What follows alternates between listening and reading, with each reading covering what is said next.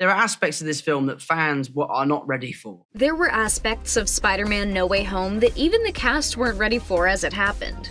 There were secret dance parties, insanely long improvs, terrifying three-person jump stunts, and for some reason, a whole lot of lube. We've got all the making of details coming at you right now. Making movie magic no matter what. Need someone to get pinned upside down in a harness? Holland is the man for the job. Leaping effortlessly through cars? No problem. Holland did not get off easy with the stunts for this one, but of course, they were worth it for these results. It is easily the most impressive fight scene I've ever seen in a superhero movie. I was blown away by it. Watch out, world! Zendaya is ready to direct. She was on set a lot to shoot her scenes, but even in her downtime, she couldn't pull herself away from the action. I spent a lot of time on set just watching, because I'm very interested in directing, and our fingers are crossed very tight, hoping Zendaya's most recent love story movie idea actually gets made. You do have to scream when you fall. The iconic MJ falling moment. What we wouldn't have given to see that in real life. It looks a lot cooler in the movie than it felt in real life. Yes. Oh, well, maybe not. every time I would do it as myself, I would just kind of fall. Even as an awkward falling bug, Zendaya nails it. Friends that jump together, stay together.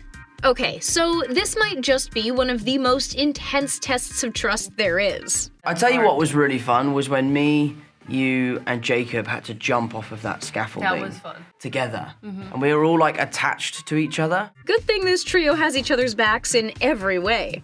Hey, we need more lube on set. Sorry, what? Why exactly? Well, what do you have to say, Tom? That's why we have bottles of lube. Yeah, because zippers. Right. That's great for the zips and all, but for the people who needed hand sanitizer, it got a bit weird. So he walks over and he's chatting to me and he's like, hey man, can I get some of that hand sanitizer? What was the actor meant to do? So I'm squeezing all this stuff on him, I'm squeezing it, and he walks off and you can see him on set like, this goddamn hand sanitizer won't go. Then it got worse. The same thing happened with the boom op. So he's doing a scene and I can see him like this. He's like, I can't hold on to the boom. It's just slipping everywhere.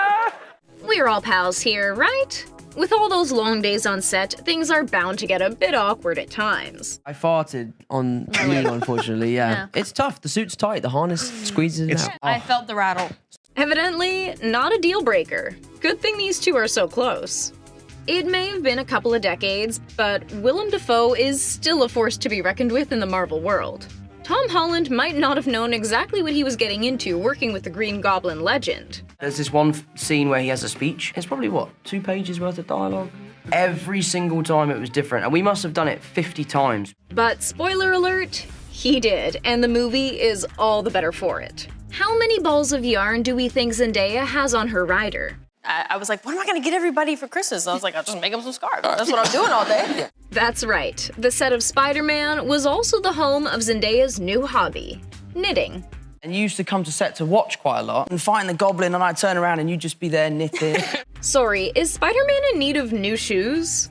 After dislocating his ankle in the last film, Marvel made sure a special boot with solid ankle support was ready for his costume this time around. But it came with its own complications.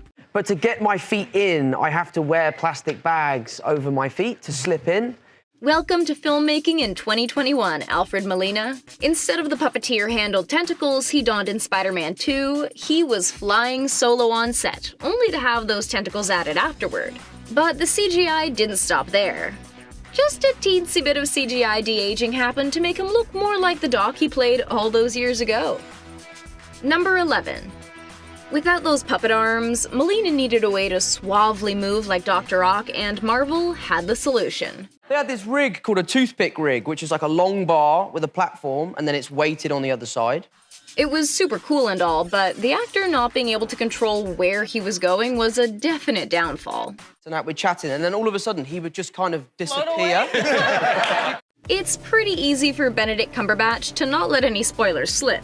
Before the film officially premiered, the actor didn't even read ahead in the script and never watched a pre-screening. Because I'm excited to see it. Okay, so that's pretty much the sweetest answer there ever was. Number 13. I always have this fear that if he's like working really hard or something's happening, that if he had to like throw up per se.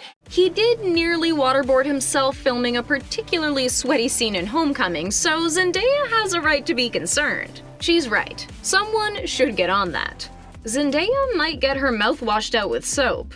In addition to knitting, Zendaya also took up learning some very special skills thanks to boyfriend Tom Holland. The magic of English curse words. I do this thing when I'm around him for a while where I speak with British inflections, but not the British accent. We can't say Zendaya's skills aren't varied. Is this a vampire movie?